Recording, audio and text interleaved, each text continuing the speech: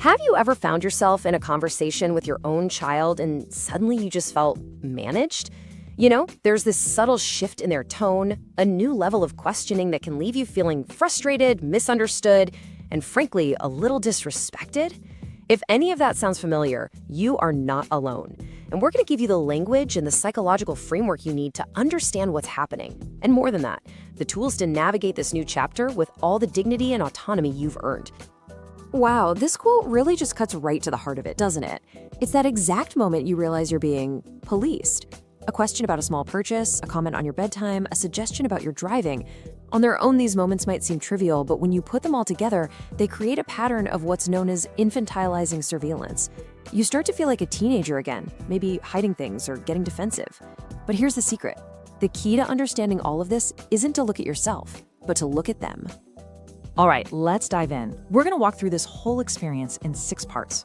First, we'll put a name to this unspoken role reversal, and then we're going to uncover the real psychological drivers behind it.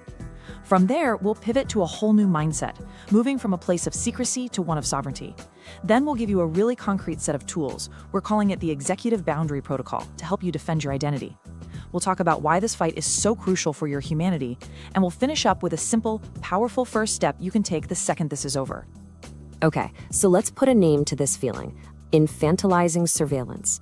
It's what happens when your adult children, often with the absolute best intentions, start to monitor and question your daily life. They check in, they offer unsolicited advice, they subtly correct your choices. And it feels like a direct challenge to your competence, right? I mean, suddenly, after 60 years of driving, your parallel parking is somehow up for debate. The really jarring part is that this often comes from the very kids you taught how to navigate the world in the first place. So let's get right to the single most important insight you need to hear. Their behavior is not a reflection of your capabilities, it's a reflection of their own anxiety. There's a concept from family systems theory called anticipatory caregiver stress. Your children aren't policing your diet today because they think you're incapable of choosing a meal. They're doing it because they have this deep existential fear of a future where they might have to care for you, a future they can't control. So what do? They try to control the small things right now. Your independence has become a mirror reflecting their own deepest fears about losing you.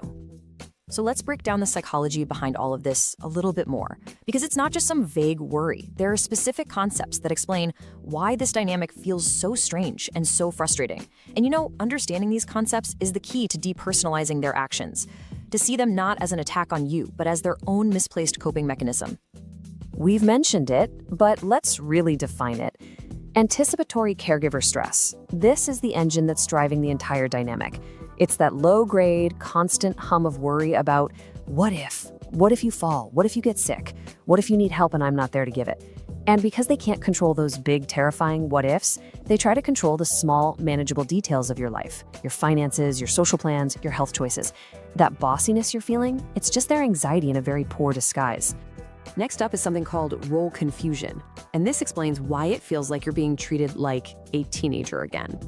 Your children, especially if they're part of the sandwich generation, caring for their own kids while also worrying about you, they start to see you as another person they're responsible for.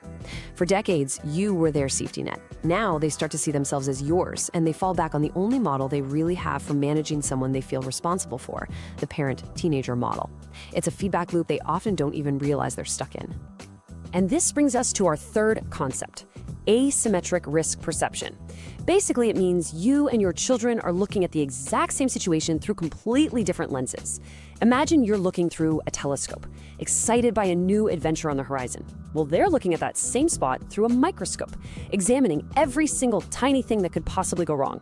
So when you decide to take a spontaneous road trip, you see it as a joyful expression of your freedom. They see it as a potential medical crisis hundreds of miles from home that they will ultimately have to manage. Your joy gets perceived by them as irresponsibility. And, of course, in our modern world, this whole dynamic gets supercharged by technology. Location tracking apps, shared banking alerts, the monitoring your social media posts, it all contributes to this feeling of living in a personal digital surveillance state. This constant monitoring creates something called autonomy friction. Every independent choice you make can be seen, questioned, and debated in real time. It's absolutely exhausting, and it slowly but surely chips away at your sense of self. Okay, so we get the problem. We see the psychological drivers. Now, how do we fix it? Well, the answer isn't to argue more or to hide more. The answer is a fundamental shift in your mindset. It's all about moving away from a defensive posture and into a place of calm, firm authority over your own life. Let's explore how to get from a place of secrecy to one of sovereignty. This slide really lays out the two paths. Over on the left, you have defensive secrecy. This is the default reaction for most of us, right? You start hiding small purchases or you don't mention a trip you're planning. But this just makes you feel like a rebellious teenager, which leads to shame and only makes the dynamic worse. And it ultimately shrinks your world because you start avoiding things just to avoid conflict. But on the right, we have boundary sovereignty. This is our goal. You stop hiding decisions and you start owning them. You don't ask for permission, you state your intention.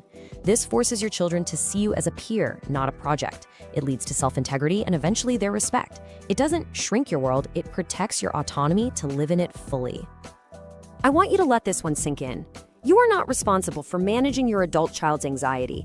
Their worry, even though it's born of love, is their emotional work to do. Your job is not to make yourself smaller to make them feel more comfortable. Shrinking your world means not taking that art class because it's at night. It means not going on that trip because it makes them nervous. It means not buying the new tech gadget because you know you'll have to explain the purchase. Every time you do that, you are trading a piece of your life for their temporary comfort. Sovereignty means drawing a firm line where their care ends and your choice begins. So, moving from theory into practice, how do you actually do this? We have a clear, actionable framework we call the Executive Boundary Protocol. And I want you to think of these not as rules for them, but as strategies for you. These are your tools for defending your identity. The protocol has 5 deliberate, powerful steps. We'll walk through each one. The information audit, the empathy mirror, the contingency shield, the digital privacy reset, and finally, the adult-to-adult standard. Together, these create the behavioral barriers you need to reestablish your status as a sovereign adult. Okay, let's break these down. First up, the information audit. This is about breaking the habit of over-reporting. You don't need to announce every little detail or justify every purchase. You are the executive of your own life, not an employee seeking approval. Second, the empathy mirror. This one is so crucial for de-escalation.